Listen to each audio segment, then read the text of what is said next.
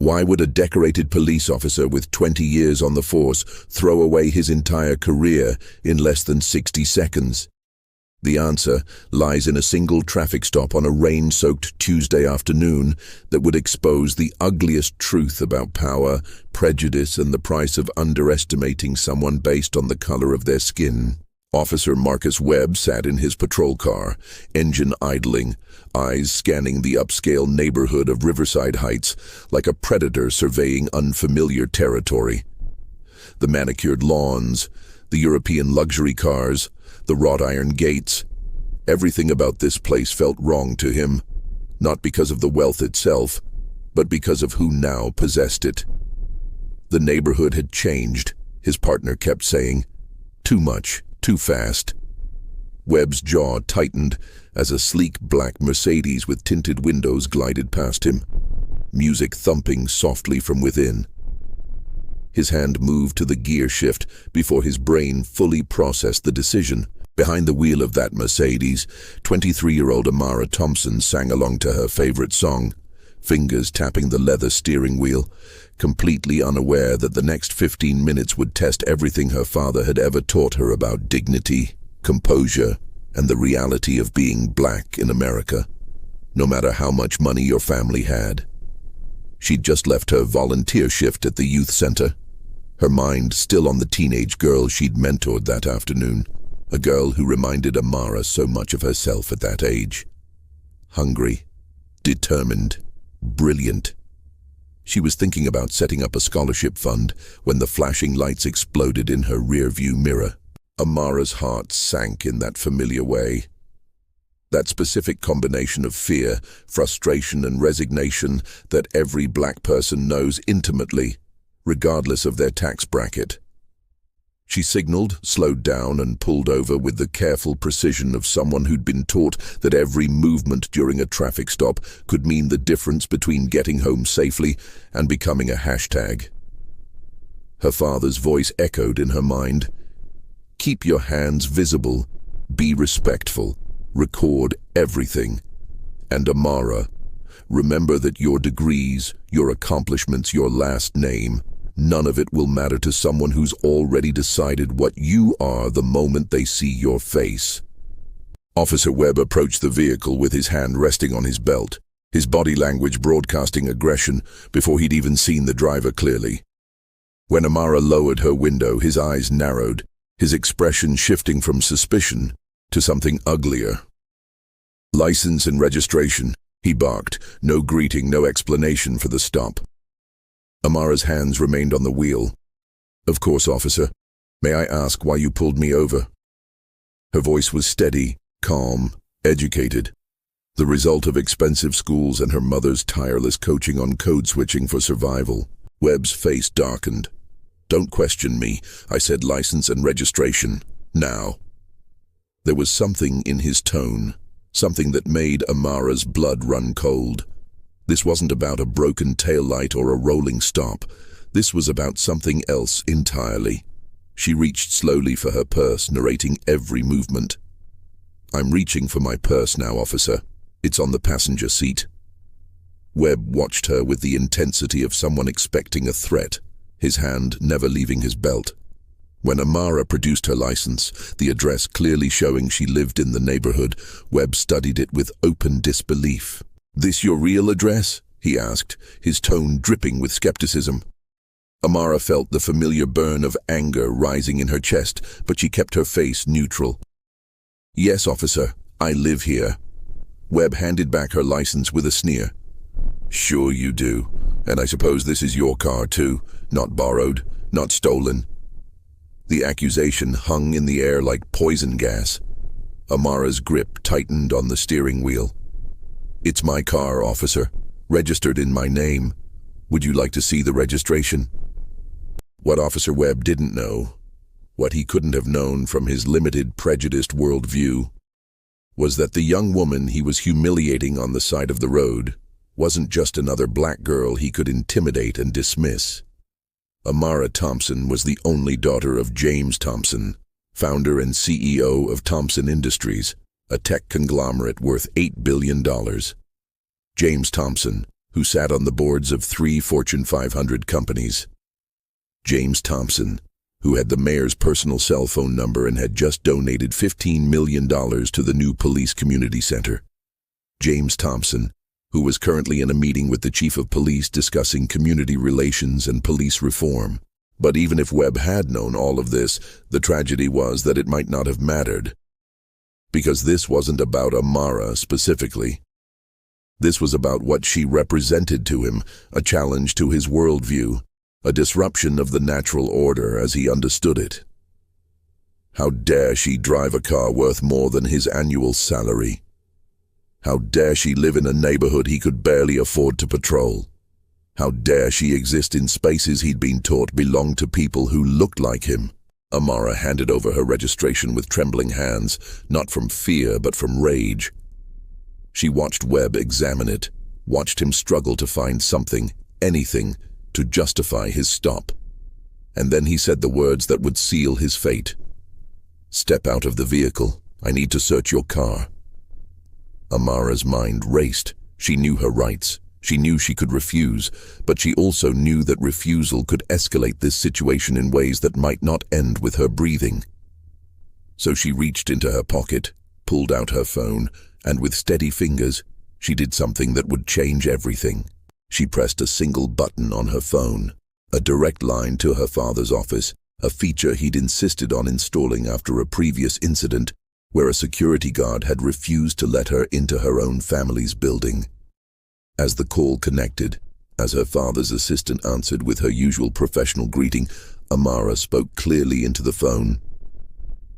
"Please connect me to my father.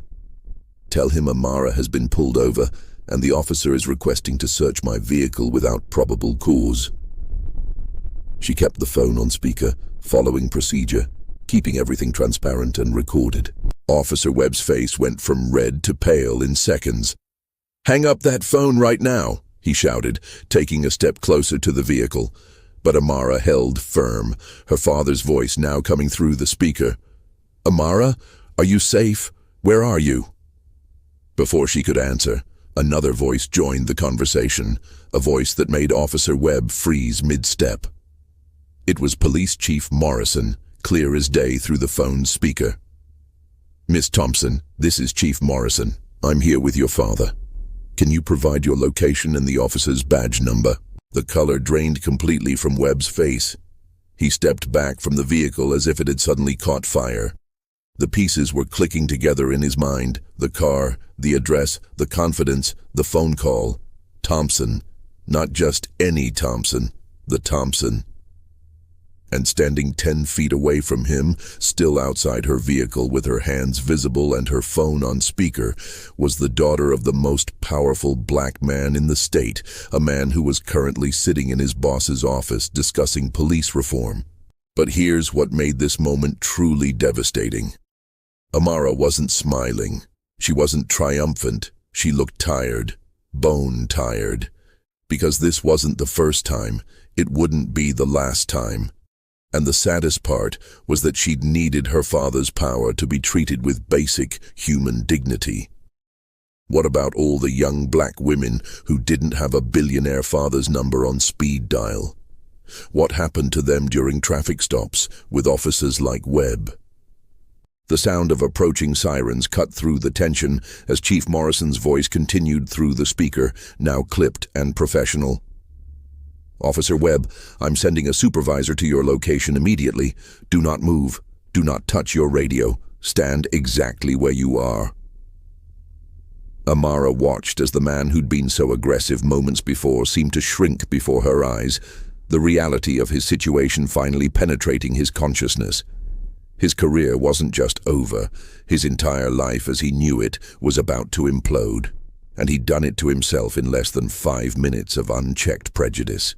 But as 2 more patrol cars pulled up, as Webb's supervisor stepped out with a face like thunder, as body camera footage was secured and statements were prepared, one question hung in the humid afternoon air, unspoken but deafening. How many times had Officer Marcus Webb done this before to people who didn't have powerful fathers, who didn't have direct lines to the chief of police, who couldn't protect themselves from his bias and his badge?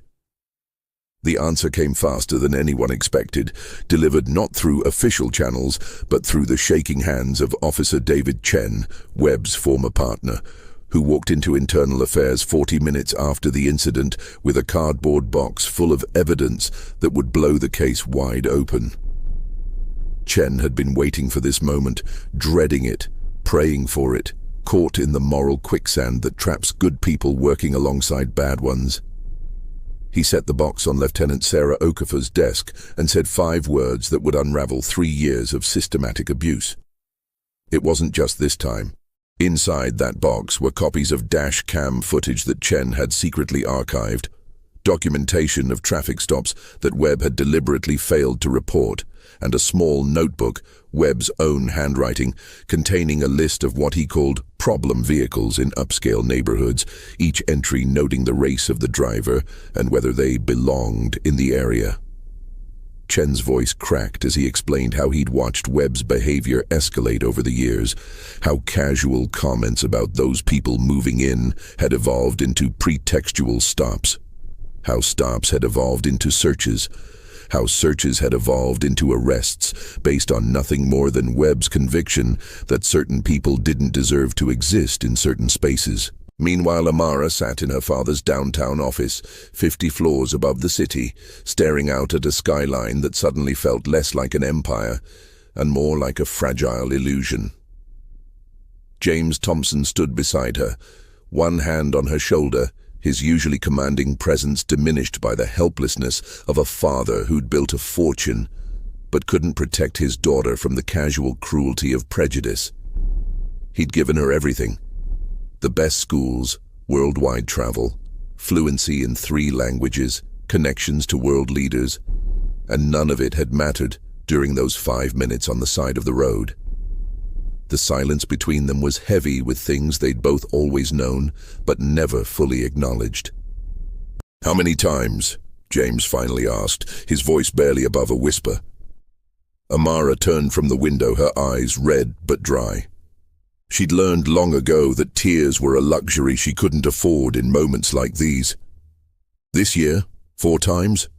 In total?" She shrugged, the gesture carrying the weight of a lifetime of microaggressions, suspicious stares, clutched purses, and locked car doors. "Dad, I stopped counting after I turned 16. James Thompson, a man who'd negotiated billion-dollar deals without flinching, who'd stared down corporate raiders and hostile boards, felt his knees weaken. His daughter had been carrying this invisible weight for 7 years, and he'd been too focused on building an empire to notice the toll it was taking. The story broke on social media before the official press release could be drafted. Someone had recorded the initial stop from their window, the footage grainy but damning. Amara's calm compliance, Webb's aggressive posturing, the moment when everything shifted as the phone call connected. Within 2 hours, it had been shared 40,000 times. Within 4 hours, it had attracted the attention of civil rights attorneys, activist groups, and national media outlets. By evening, protesters were gathering outside the police headquarters, their signs reading, "How many more?" and "Rich or poor, black is black," and "Justice can't wait for a phone call." But the most powerful response came from an unexpected source. Marcus Webb's own daughter, 19-year-old Sophie Webb, sat in her college dorm room 300 miles away, watching the video loop on her laptop screen, feeling her entire understanding of her father shatter like glass. She'd grown up hearing his complaints about the neighborhood changing, about how those people were taking over, about how he was just trying to keep everyone safe. She'd tuned it out, written it off as generational ignorance, the casual racism of an older man stuck in his ways. But this video, watching her father humiliate someone who could have been her roommate, who could have been her friend, made it impossible to hide behind comfortable denial anymore. Sophie's hands shook as she typed out a statement that would go viral within hours. That man in the video is my father, and I'm ashamed. I'm ashamed that I heard his comments at dinner tables and said nothing. I'm ashamed that I thought his views were just outdated, not dangerous. I'm ashamed that it took seeing him on video, treating someone with such contempt, for me to realize that silence makes you complicit. To the woman he stopped, Amara Thompson, I'm sorry. And to everyone else he's done this to, everyone we'll never see on video, everyone who didn't have a powerful father to call, I'm so sorry. The message reached Amara at midnight, forwarded by a friend who thought she should see it. She read it 3 times, each pass revealing new layers of complexity. Here was the daughter of her tormentor, grappling with the same questions Amara had been asking herself. What does it mean to love someone whose actions cause harm? How do you reconcile the person you know at home with the person they become in uniform? Where does individual responsibility end and systemic failure begin? Amara found herself feeling something unexpected, not quite sympathy, but a recognition of shared pain, different flavors of the same bitter truth. The investigation moved with unusual speed. Pressure from both the Thompson family's influence and genuine public outrage, creating rare momentum for accountability. Officer Chen's testimony proved devastating, describing incident after incident where Webb had targeted black and brown drivers in predominantly white neighborhoods. There was Mrs. Patricia Henderson, a retired teacher, pulled over 6 times in 8 months, her car searched repeatedly despite never yielding any contraband. There was 19-year-old DeAndre Mills, a college student visiting his grandmother, handcuffed on her lawn while Webb searched his car for drugs that didn't exist. There was the Martinez family, immigrants who'd saved for 15 years to buy their home, receiving regular citations for violations their white neighbors committed without consequence. But perhaps most damning was the testimony of Dr. Michael Chen, Officer Chen's cousin and a prominent surgeon who lived in Riverside Heights. He described being pulled over by Webb while returning from a 30-hour shift at the hospital, still in his scrubs, exhausted and desperate to get home.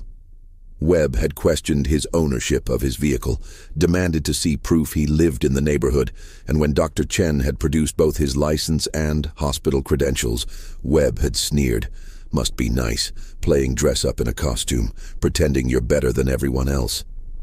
Dr. Chen had filed a complaint that mysteriously disappeared from the system, until Officer Chen's box of evidence revealed it had been deliberately buried.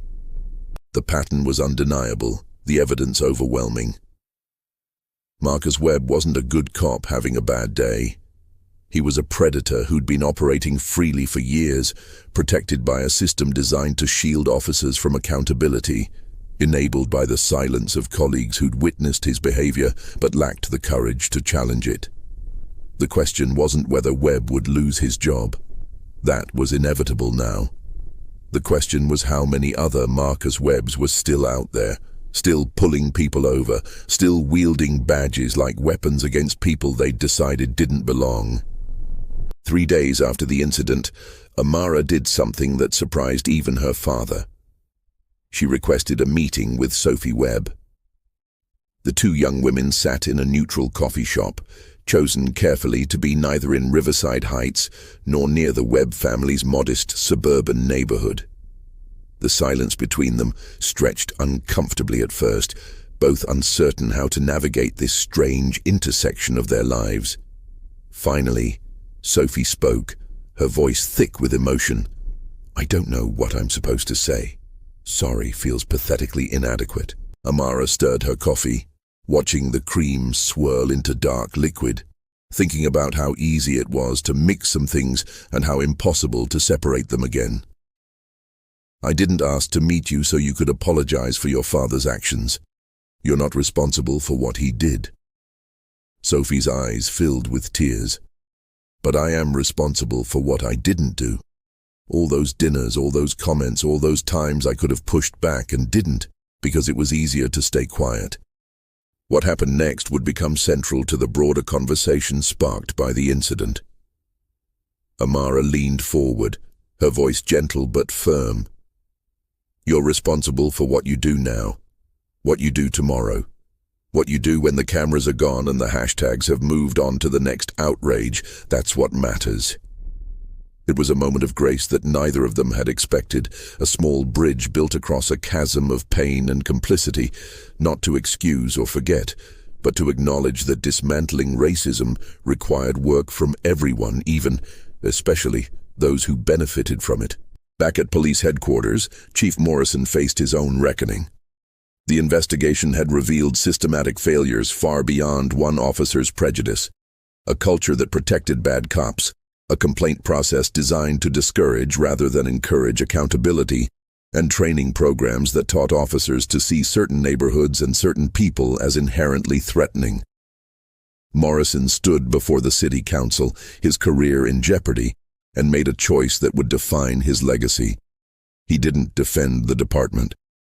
Instead, he acknowledged its failures, committed to comprehensive reform, and announced his intention to bring in outside oversight to ensure real change.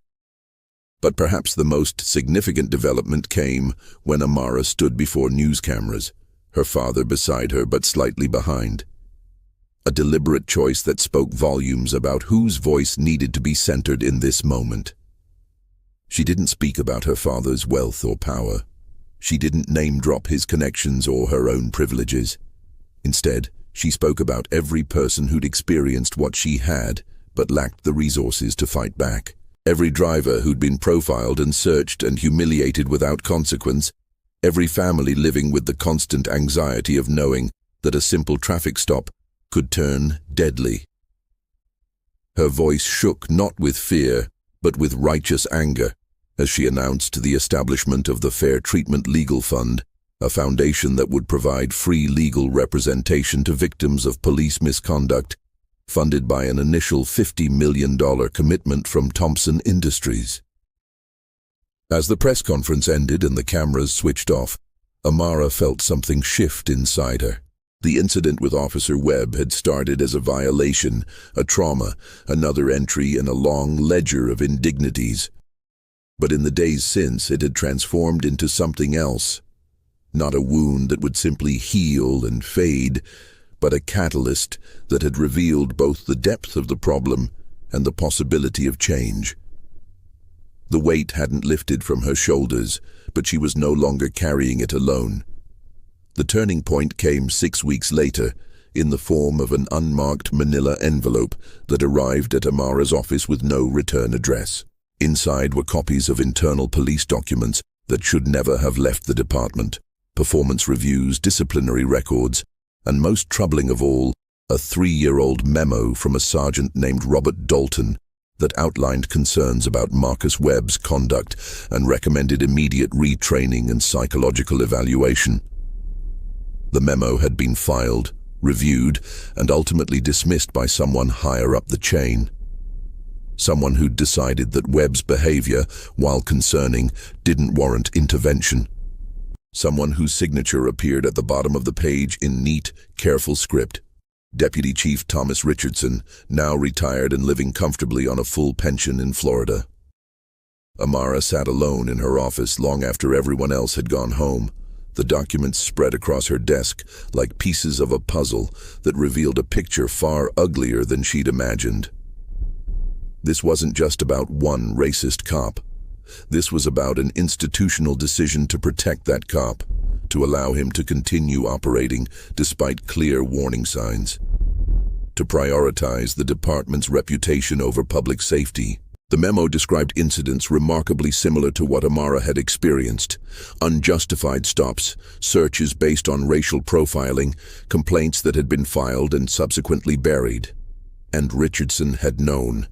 He'd known and done nothing, and then he'd retired with full honors, his legacy intact, his conscience apparently untroubled by the lives he'd allowed to be disrupted, traumatized, degraded.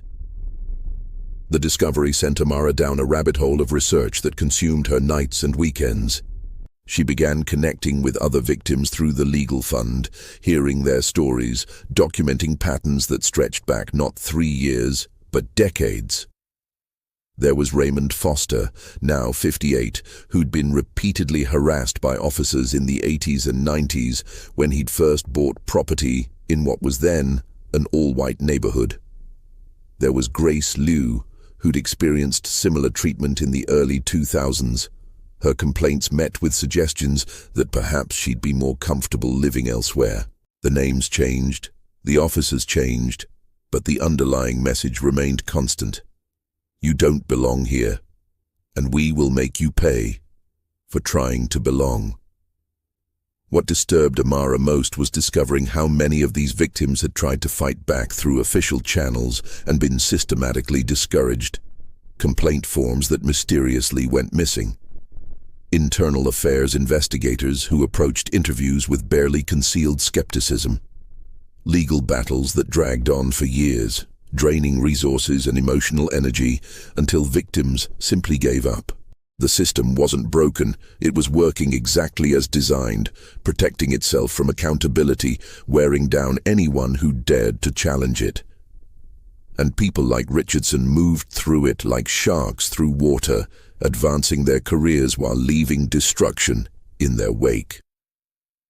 James Thompson noticed the change in his daughter. She was sleeping less, eating erratically, spending every spare moment on her laptop, her phone constantly buzzing with messages from people who'd heard about the legal fund and wanted to share their stories. One evening he found her in the study at 2 a.m, surrounded by case files, her eyes red from staring at screens. "Amara, you need to rest," he said gently. She looked up at him with an expression that made his heart ache. It was the face of someone who'd seen behind the curtain and could never unsee what they'd found. "Dad, did you know there were 63 official complaints filed against officers in Webb's unit over the past 5 years? 63. And you know how many resulted in meaningful disciplinary action? 4. 4 out of 63. Her voice was flat, exhausted. And the 4 that did. They were all cases where there was undeniable video evidence and media attention. Every other complaint was investigated internally and deemed unfounded or unsubstantiated. Do you understand what that means? It means that unless you have the perfect storm of evidence and publicity, the system will protect its own and call you a liar. James sat down across from her, the weight of his own complicity settling on his shoulders. He'd spent years believing that his success, his wealth, his influence could insulate his family from the worst of systemic racism. He'd told himself that if you worked hard enough, achieved enough, accumulated enough power, you could transcend the barriers that trapped others. Amara's experience had shattered that illusion, but this deeper revelation about the machinery of oppression was forcing him to confront an even more uncomfortable truth. His wealth hadn't protected Amara from racism. It had just given her resources to fight back that most people didn't have. And all those years he'd been climbing corporate ladders and building empires, other families had been suffering without anyone powerful enough to care. The envelope's anonymous sender revealed themselves 2 days later through an encrypted message to the legal fund is secure tip line. It was Officer David Chen, who'd been placed on administrative leave during the Webb investigation despite being the whistleblower. His message was brief but devastating. There's more. Richardson wasn't the only one protecting Webb. This goes higher than anyone wants to admit. Meet me if you want the truth, but understand. Once we start pulling this thread, we won't be able to stop until the whole thing unravels. Amara met Chen in a park at dawn, both of them understanding the paranoid necessity of the cloak and dagger meeting. Chen looked like he'd aged 10 years in 6 weeks, the moral weight of his choices etched into every line of his face. He handed her a thumb drive without preamble. Everything on here is technically obtained through proper channels, but if anyone asks, you got it through a Freedom of Information request that I had nothing to do with. His hands shook slightly as he spoke. I became a cop because I believed in justice, in protection, in service. But the system doesn't reward justice, it rewards loyalty, and I spent 3 years being loyal to the wrong things. The files on the drive were explosive. They showed a network of officers across multiple precincts who'd engaged in similar patterns of racially motivated stops and searches. They revealed a practice of complaint management, where supervisors would discourage victims from filing formal complaints by suggesting the process was futile or by implying that pursuing complaints might result in increased attention from police. Most damningly, they included email chains between Richardson and other high-ranking officials discussing strategies to minimize public awareness of racial profiling complaints, with phrases like optics management and narrative control appearing with disturbing frequency. But it was a single email, buried deep in the files, that made Amara's blood run cold. It was from Richardson to Chief Morrison, sent 2 years before Morrison had been promoted to his current position, explicitly warning him about Webb's conduct and recommending termination. Morrison's response had been carefully worded, but clear. While I share your concerns, terminating Officer Webb at this time would send the wrong message to the force and could expose the department to liability regarding past incidents we've already deemed closed. Better to manage the situation through closer supervision and hope he retires soon. Morrison had known. The man who'd stood beside her father and promised reform, who'd given impassioned speeches about changing department culture, who'd positioned himself as an ally in the fight for accountability. He'd known about Webb for 2 years and chosen to protect the department's interests over public safety. The betrayal felt physical, a punch to the gut that left Amara gasping. She'd trusted Morrison. She'd believed his promises. She'd even defended him when activists had called for his resignation, arguing that he represented the possibility of change from within the system. Chen watched her process the information, his expression grim. Now you understand why I gave you this anonymously first. Morrison isn't a villain. He's not like Webb. But he's a product of the system, and the system taught him that protecting the institution matters more than protecting the people it's supposed to serve. He probably convinced himself that keeping Webb employed with closer supervision was the pragmatic choice, that forcing him out would be difficult and expensive and might set a precedent the department couldn't afford. That is how good people enable bad systems, through 1,000 small compromises that seem reasonable in the moment. Amara's mind raced through the implications.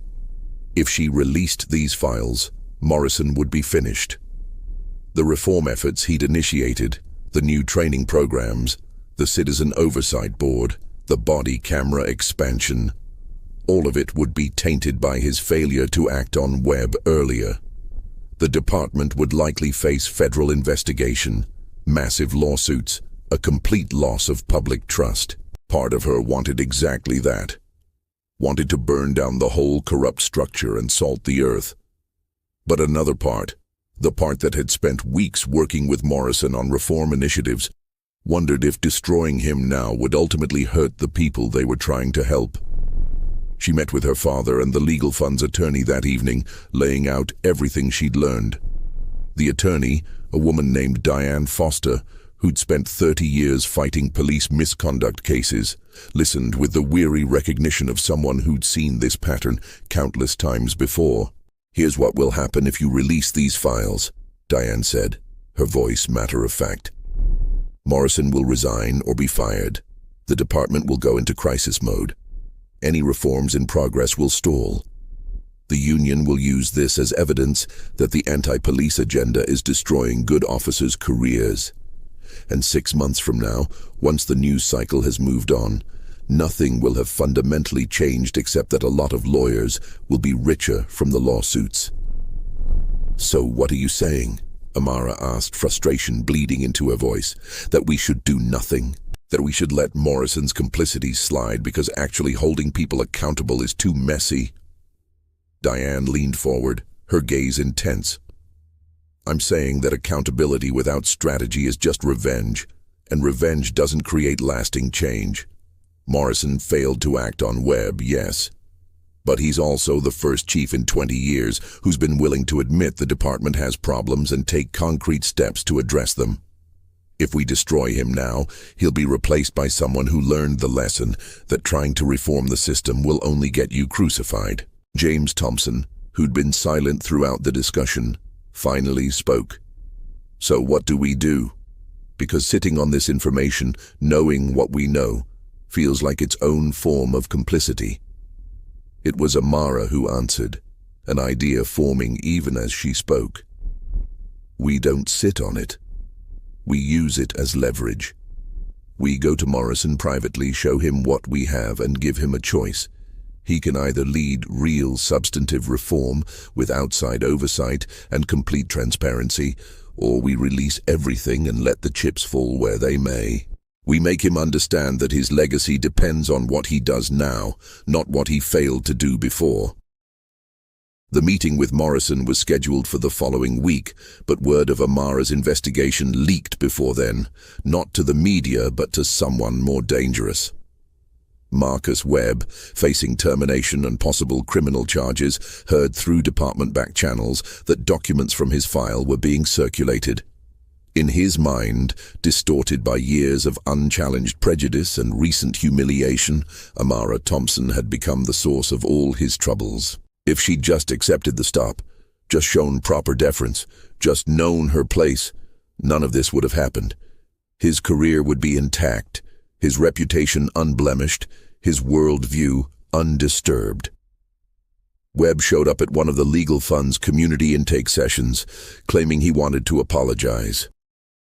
Security, trained to de-escalate rather than confront, allowed him into the building. He walked through halls lined with photos of people he'd stopped, searched, humiliated over the years, faces he'd never bothered to remember but who'd remembered him with perfect painful clarity. When he reached Amara's office, she was alone, working late as had become her habit. She looked up to see him standing in her doorway, and for a moment fear paralyzed her, not because of who he was, but because of what he represented, the specter of violence that haunted every black person's interactions with police. But Webb didn't come with violence. He came with something more devastating, a complete inability to comprehend what he'd done wrong.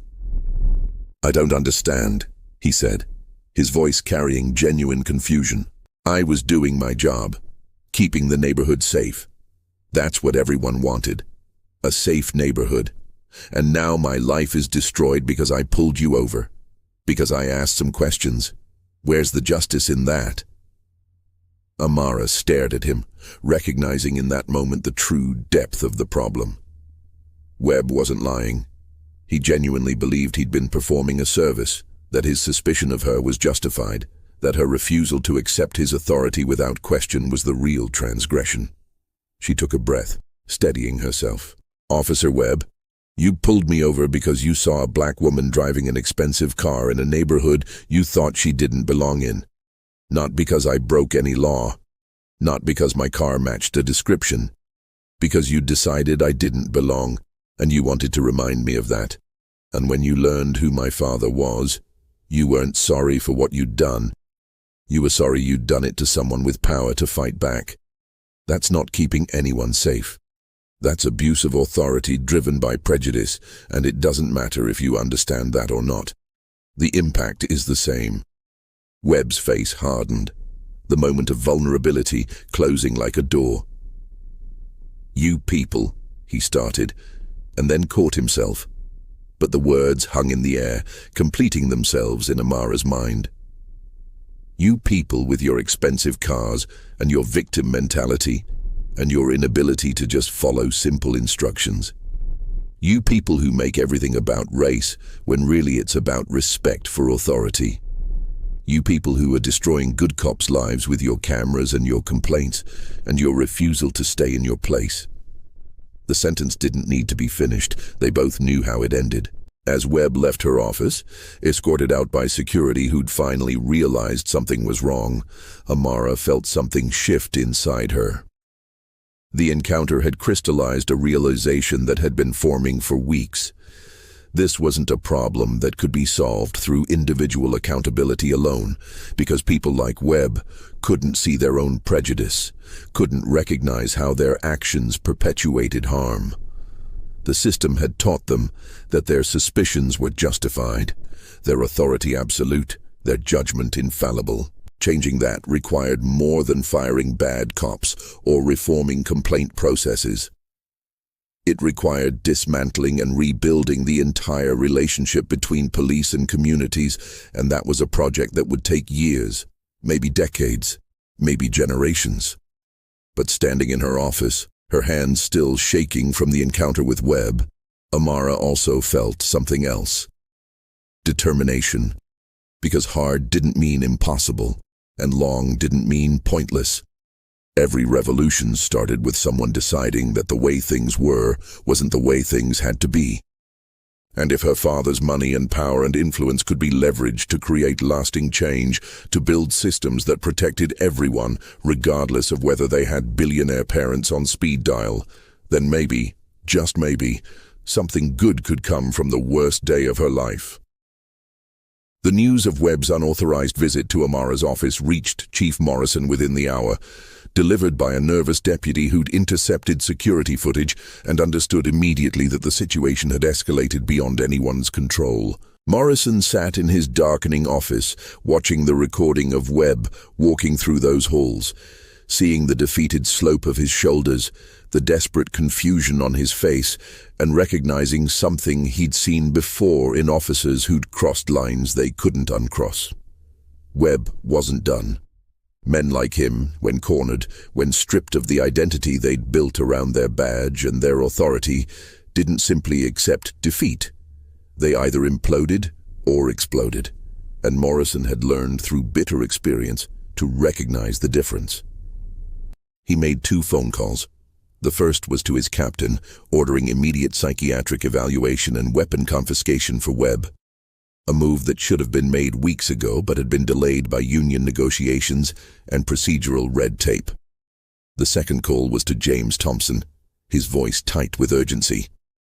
"Mr. Thompson, I need you to listen to me very carefully. Marcus Webb showed up at your daughter's office tonight.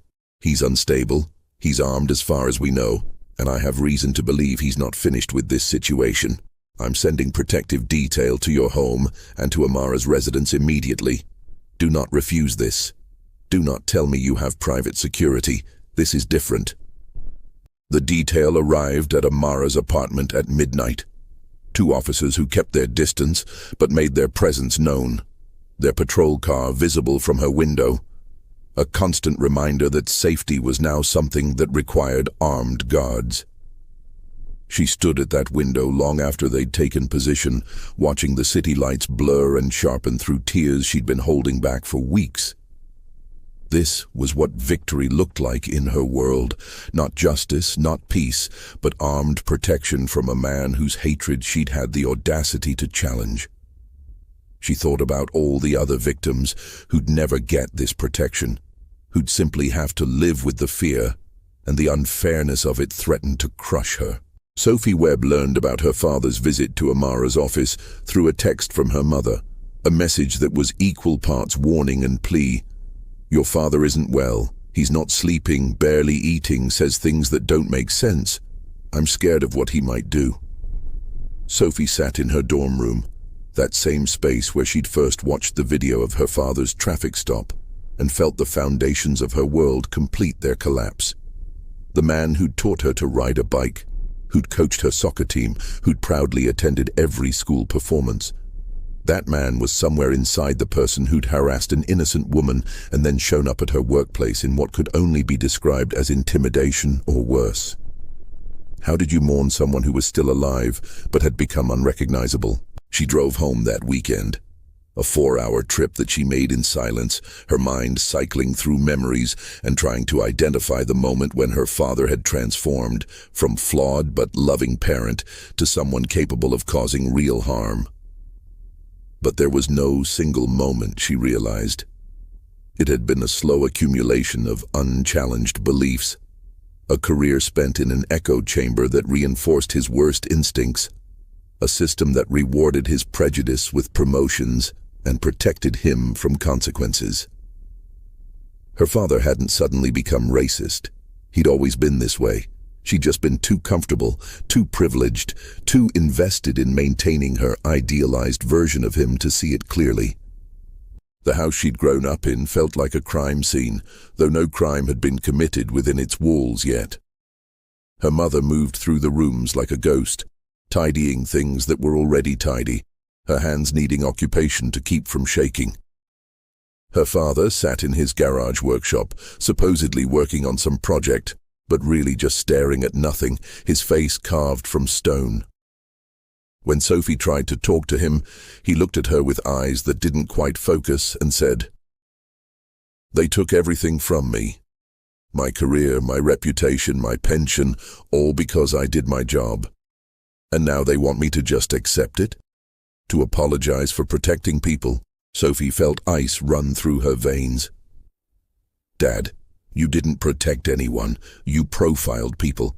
You harassed them. You abused your authority because of their race." He turned on her then, his face contorting with an anger she'd never seen directed at her before. "Don't you dare lecture me with their propaganda. I know what I saw. I know what this neighborhood used to be before they moved in. I know what happens when you let certain elements take over. And I was standing between civilization and chaos, and this is the thanks I get." The words hung between them, toxic and undeniable. This wasn't temporary stress or a mental health crisis that therapy could fix. This was who her father fundamentally was. The beliefs he'd held close for decades, now stripped of the polite veneer he'd maintained when it served him. Sophie backed away, her voice steady despite her trembling hands. "Dad, if you do anything to hurt Amara Thompson or anyone else, I will testify against you myself. I love you, but I will not protect you from the consequences of your choices." She left before he could respond, before he could say something that would sever what fragile thread still connected them. Meanwhile, Amara's meeting with Chief Morrison had been rescheduled for the following morning, moved up by the urgency of Webb's erratic behavior and the ticking clock of public pressure. She arrived at police headquarters flanked by her attorney and her father, the manila envelope of damning documents in her briefcase feeling heavier than it should. Morrison met them not in his office, but in a secure conference room, accompanied only by his legal counsel and a woman Amara didn't recognize. A federal mediator, it turned out, brought in by Morrison himself as a gesture of good faith and as insurance that whatever was discussed would be documented by a neutral party. Morrison looked like he'd aged a decade. His eyes bloodshot, his usual crisp appearance rumpled around the edges. He started speaking before anyone else could. "Miss Thompson, before we discuss anything else, I need you to know that I've placed Marcus Webb on psychiatric hold as of 6 hours ago. He was picked up at his home this morning, and he'll be evaluated by mental health professionals. He won't be coming near you or anyone else while we sort this situation out." There was no relief in his voice, only the flat exhaustion of someone managing a disaster that kept expanding beyond containment. Amara nodded, acknowledging the information but not responding to it. She opened her briefcase, removed the envelope, and slid it across the table. "Chief Morrison, you know what's in here. Or you know enough to understand that it changes the conversation we're about to have." Morrison stared at the envelope like it might bite him, then gestured for his counsel to open it. As the lawyer reviewed the contents, Morrison's face went through a series of micro-expressions: recognition, resignation, defensive anger, and finally something that looked almost like relief. "I knew this day would come," he said quietly. "Not like this, not with you, but eventually. You can't make the decisions I've made, the compromises I've chosen, without understanding that there would be a reckoning." He met Amara's eyes directly. "I won't insult you by trying to explain away that email. I won't tell you I was protecting the department or following orders or any of the other justifications I've used with myself at 3 in the morning when I can't sleep. I failed. I had information about Webb's conduct. I had the authority to act. And I chose institutional stability over individual justice, and people suffered because of that choice. You suffered because of that choice. The admission landed in the room like a stone in still water, sending ripples in every direction. James Thompson leaned forward. Chief Morrison, what exactly are you proposing here? Because an apology, while notable, doesn't constitute accountability. Morrison nodded. I'm proposing something that will probably end my career either way, but at least this way it might actually help. I want to bring in federal oversight, not the cosmetic kind, not the we'll write a report and issue recommendations kind. Real oversight with enforcement power. I want every case Webb touched reviewed by an independent body. I want the complaint process completely restructured and managed by civilians, not internal affairs. I want mandatory psychological screening for all officers with patterns of complaints. And I want all of this implemented before I resign. Diane Foster, the attorney, interrupted. You're already planning to resign? Morrison's laugh was bitter. Counselor, the moment those documents become public, and they will, whether through you or through another leak, I'm finished anyway. The union will demand my head. The mayor will have no choice but to fire me, and every reform I've tried to implement will be framed as the desperate moves of a corrupt chief trying to save himself. I'm not stupid, but if I resign now, voluntarily as part of a comprehensive reform package that I publicly endorse and help implement, maybe, the reforms survive even after I'm gone. Amara studied him, searching for manipulation, for the angle that would benefit him, but finding only exhausted sincerity. Why should I believe this isn't just another strategic move, another compromise dressed up as courage? Morrison met her gaze without flinching. You shouldn't believe it. You should verify it. That's why I brought in a federal mediator. That's why I'm proposing that you, specifically you, Miss Thompson, sit on the Civilian Oversight Board. That's why every meeting, every decision, every implementation step will be documented and made public. I'm not asking for your trust. I'm asking for your vigilance. Hold me accountable. Hold everyone accountable. That's the only way any of this works. The words should have made her angry, but instead, Amara felt something unexpected. Pity. Because Webb genuinely believed this narrative, had built his entire identity around it, and now that identity was disintegrating and he had nothing left to hold on to. Officer Webb, you didn't keep me safe. You made me afraid. You made me feel like I didn't belong in my own neighborhood, in my own city, in my own country. And you did it not because I was dangerous, but because I was black and successful, and that threatened something in you that you've never had the courage to examine. She took a step closer. I don't hate you. I pity you. Because you wasted your life serving a lie. Webb's hand moved toward his waistband, and time seemed to stretch, every second expanding into infinity. Amara could see the desperation in his eyes, the terrible calculus of a man deciding whether to end things on his terms or surrender to a world that no longer made sense to him. But before he could complete the motion, before either of them could act on the potential energy crackling between them, another car screeched to a stop, and Sophie Webb tumbled out. Her face streaked with tears, her voice raw with desperation. Dad, please don't do this. I know you're hurting. I know you feel like you've lost everything. But if you hurt her, if you hurt yourself, then I lose you forever, and I can't survive that. The sound of his daughter's voice seemed to break through whatever fugue state had possessed Webb. His hand fell away from his weapon. His knees buckled. He collapsed against his patrol car, sliding down until he was sitting on the pavement, his face in his hands, sobbing with the abandon of someone who'd been holding everything together for too long. Sophie ran to him, wrapping her arms around him despite everything he'd done, because pain doesn't cancel love, even when it should, even when it would be easier if it did.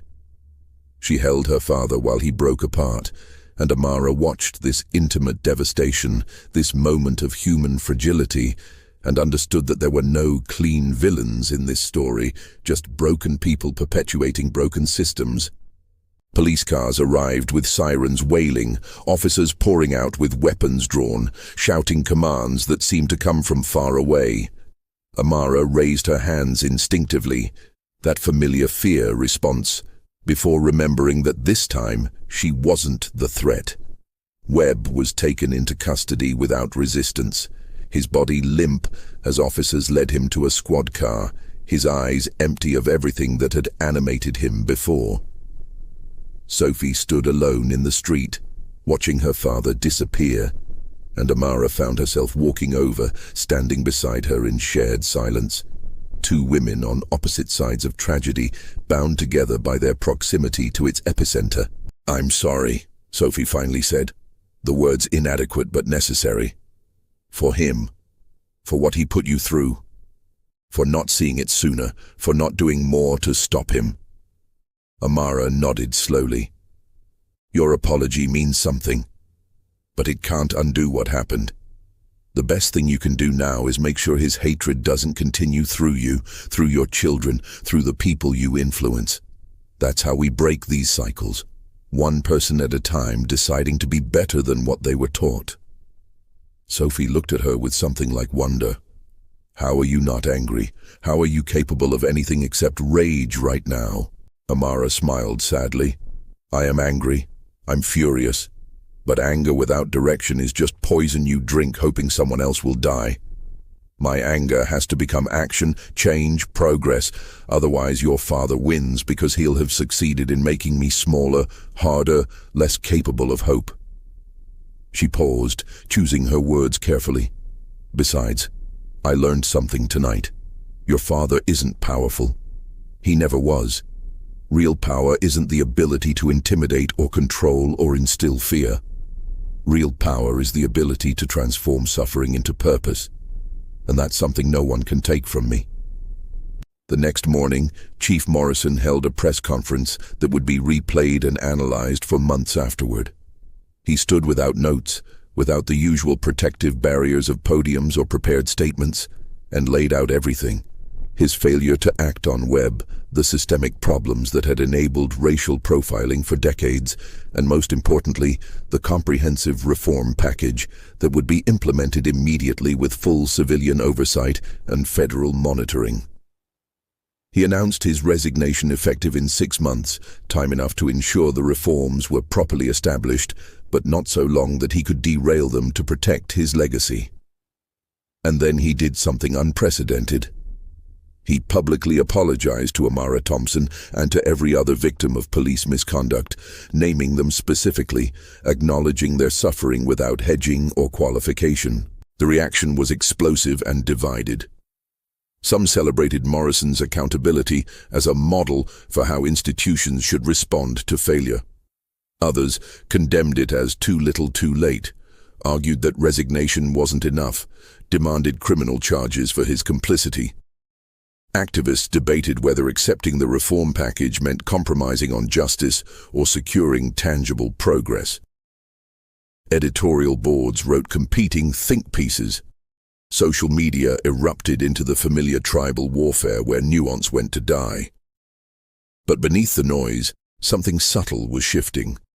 A recognition that perhaps change didn't have to look like demolition, that accountability and reform could coexist, that progress was sometimes ugly and imperfect and still worth pursuing. Still, Amara watched the press conference from her office, surrounded by the victims who'd become her collaborators in this fight for reform.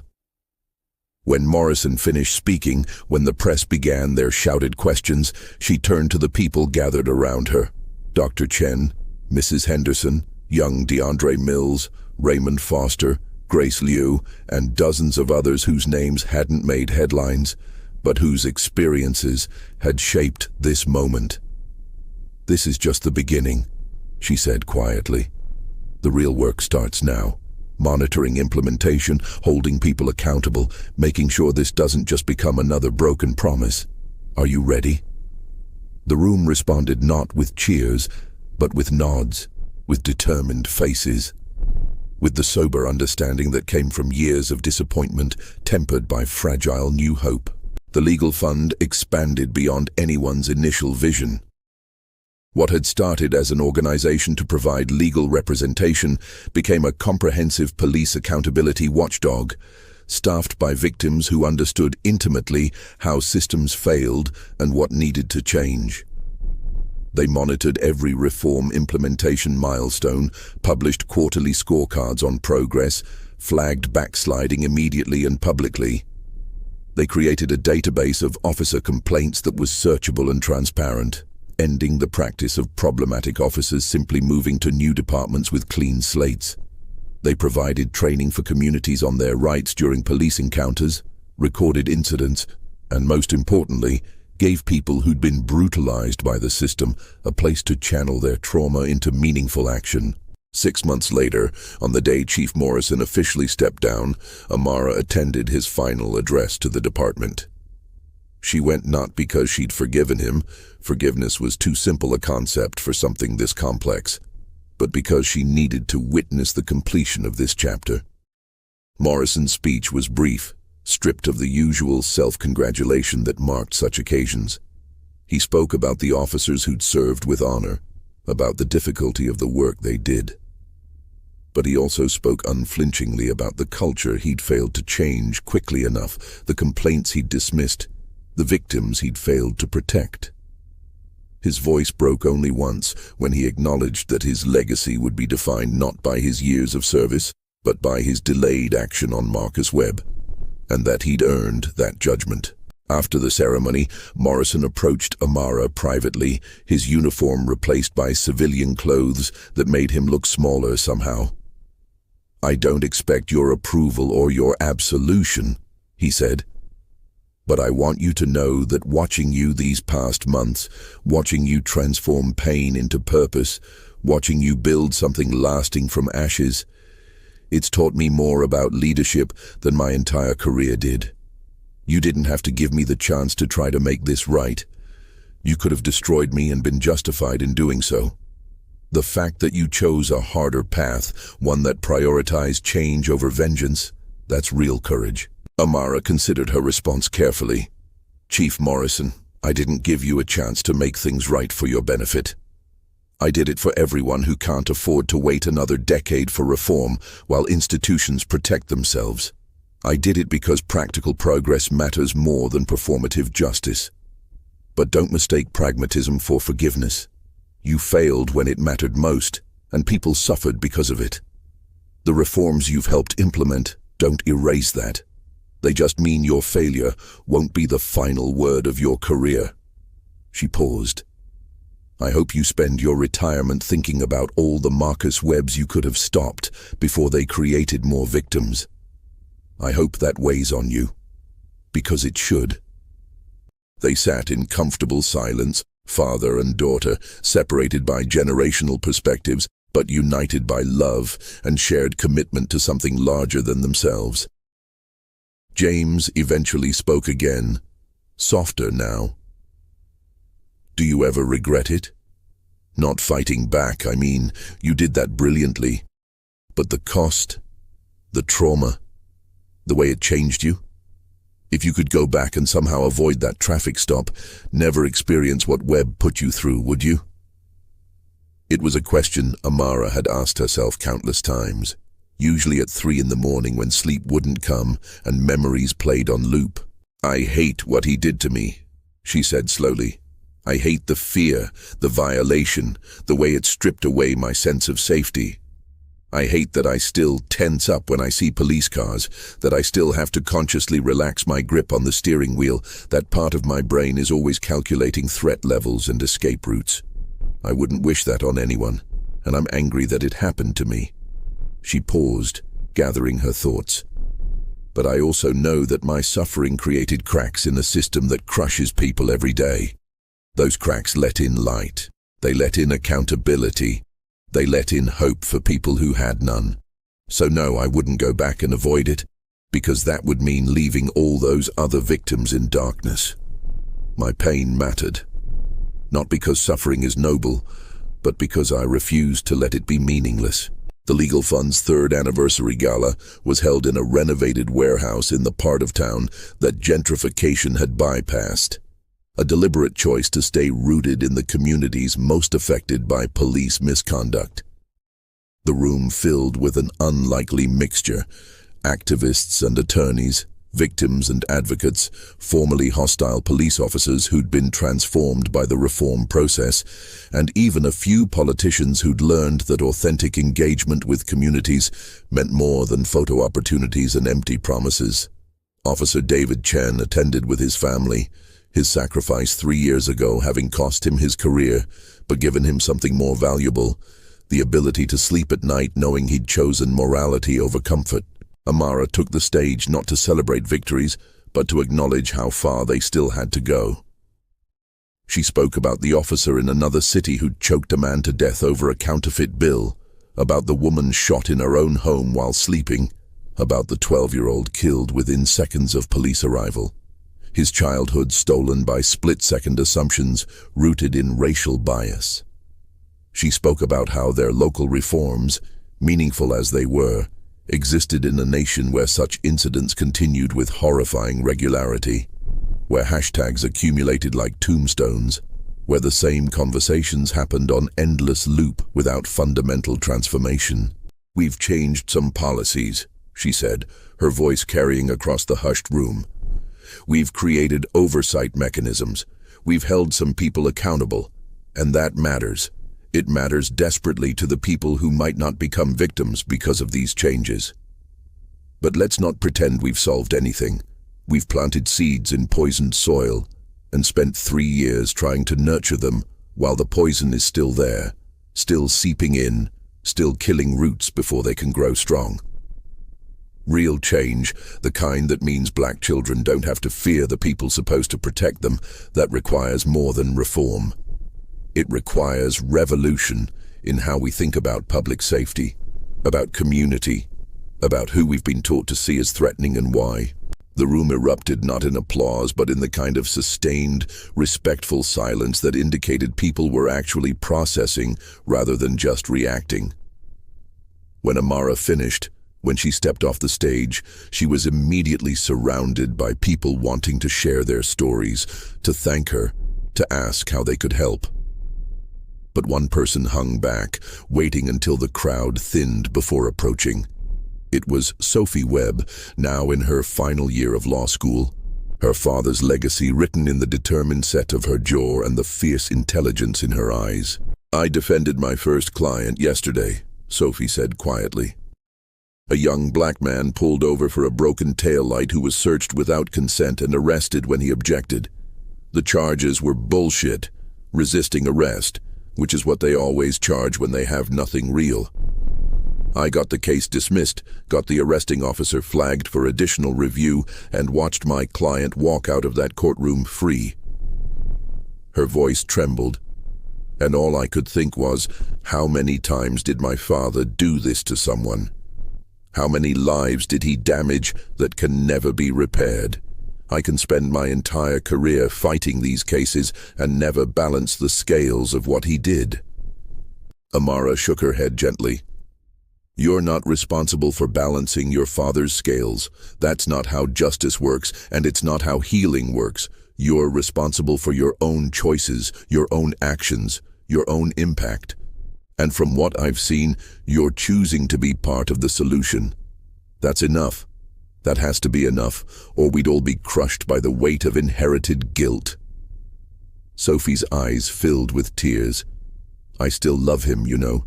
He's in a care facility now, his mind mostly gone, and I visit him twice a month. And every time I do, I see both people. The father who taught me to ride a bike and the man who terrorized innocent people. How do you hold both of those truths?" "Carefully," Amara answered. "Very carefully. People aren't binary. They're not purely good or evil, hero or villain. They're capable of tremendous love and tremendous harm, sometimes in the same breath. Understanding that doesn't excuse the harm, but it makes us more human in how we pursue accountability. Your father did terrible things. He also loved you. Both are true, both matter. You don't have to choose which truth to honor, you just have to decide which legacy you'll perpetuate. As the gala wound down, as people drifted into the night carrying conversations that would continue in living rooms and coffee shops and community meetings, Amara found herself alone on the venue's rooftop, looking out at the city that had shaped her and that she'd helped reshape in small but meaningful ways. She thought about that question the officer had asked Webb in the opening moments of this story. Why would someone throw away their career in 60 seconds? She understood now that the question was wrong. Webb hadn't thrown away his career in one traffic stop. He'd been building toward that moment for decades, making 1,000 small choices that normalized his prejudice, working within a system that rewarded rather than challenged his biases, surrounding himself with people who either shared his views or were too afraid to confront them.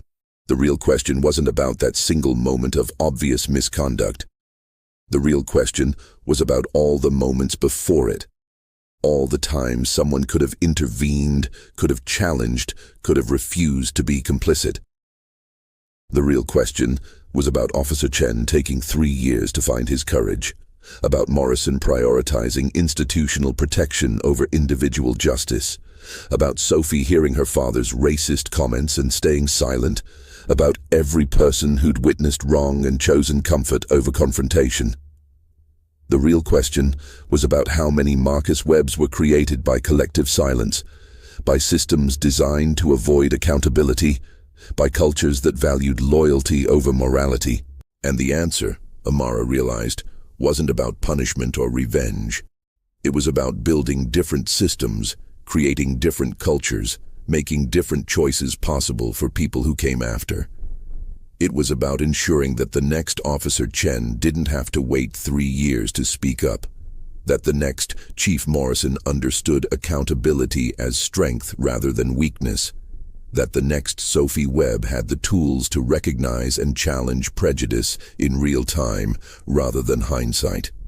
It was about making the right choice, the easy choice, which required changing the incentive structures, the power dynamics, the very foundations of how authority operated in communities.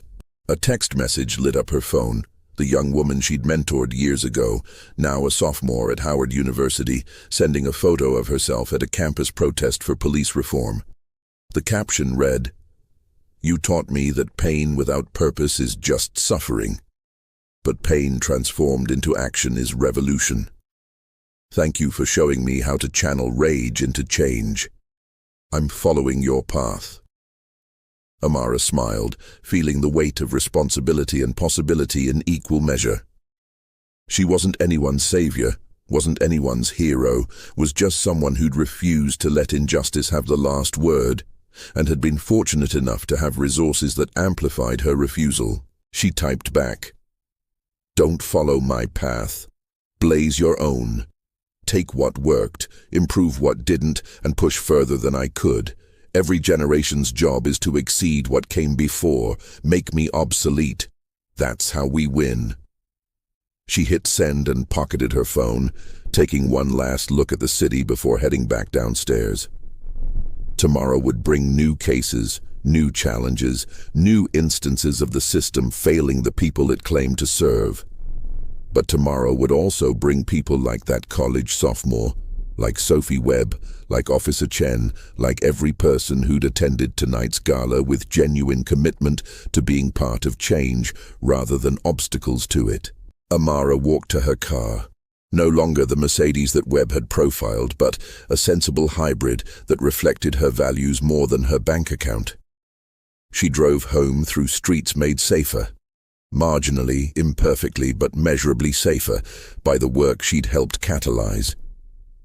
And as she pulled into her driveway, as she turned off the engine and sat for a moment in the silence before entering her home, she allowed herself to acknowledge something she'd been too afraid to admit. She was tired, bone-tired, soul-tired. The kind of tired that comes from carrying other people's trauma alongside your own, from fighting battles that never truly end, from holding on to hope when despair would be easier. But tired wasn't the same as defeated. Tired just meant she needed rest, needed to replenish, needed to remember why this work mattered before diving back in. She thought about her father's question, whether she'd go back and avoid that traffic stop if she could. The truth was more complicated than her answer had acknowledged. She'd carry the scars forever, would probably always tense when police cars appeared in her rearview mirror, would never fully recover the innocence of believing that doing everything right guaranteed safety. Marcus Webb had stolen something from her that could never be returned, a sense of unconditional belonging in spaces she'd earned the right to occupy. But he hadn't stolen her voice, hadn't stolen her agency, hadn't stolen her ability to transform victimhood into advocacy, trauma into purpose, pain into power. And in refusing to be silenced, in building something larger than her individual suffering, she discovered reserves of strength she never knew existed.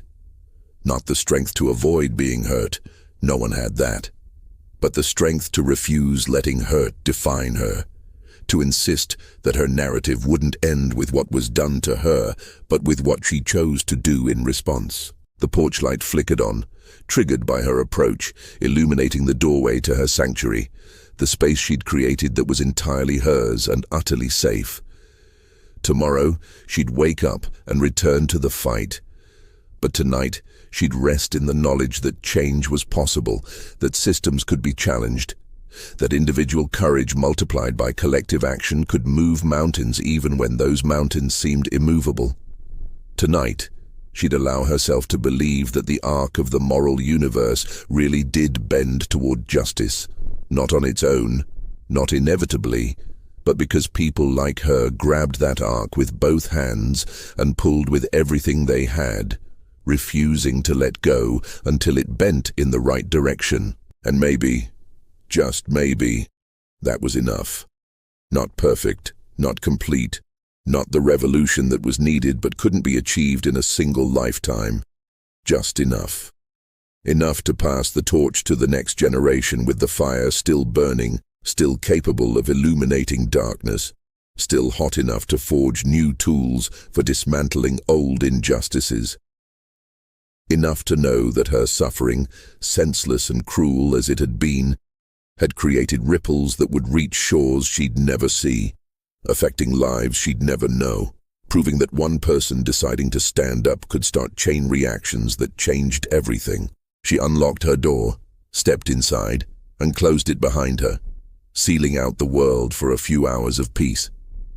The last thought that crossed her mind before exhaustion finally claimed her was a question she'd posed to that young woman at the community center, to her mentee at Howard, to Sophie Webb, to everyone trying to make sense of injustice.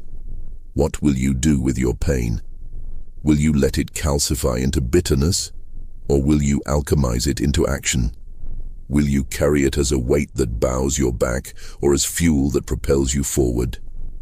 The choice wasn't between feeling pain or not feeling it. The world ensured that black bodies would always carry pain. The choice was what you built from that pain, what you refused to let it steal from you, what you transformed it into when transformation seemed impossible. And in that choice, repeated daily in moments large and small, lay the seeds of revolution disguised as resilience, of justice disguised as personal healing, of collective liberation disguised as individual survival. That was the real answer to why one cop's 60 seconds of prejudice mattered enough to spark 3 years of systemic change. Not because Amara Thompson was special, but because she refused to be an exception, insisted on being a catalyst, and understood that her privilege came with the responsibility to leverage it for people who had none. In the end, that's all any of us could do. Take what we'd been given, acknowledge what had been stolen, and use everything in between to build something better for those who'd come after. Knowing we'd never see the finished product, but building anyway, trusting that the work itself was the point, that the struggle itself was victory, that refusing to surrender to injustice was its own form of triumph.